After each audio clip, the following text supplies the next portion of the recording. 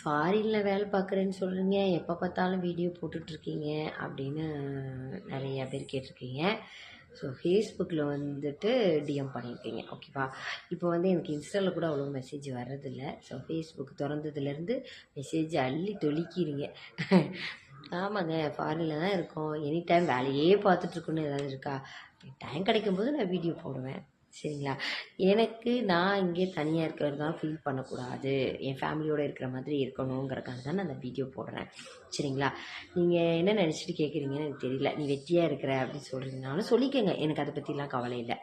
So வந்து எனக்கு தெரியும், என்னுடைய ஃபேமிலிக்கு தெரியும் நான் என்ன பண்ணுறேன்னு. அது போதாதா?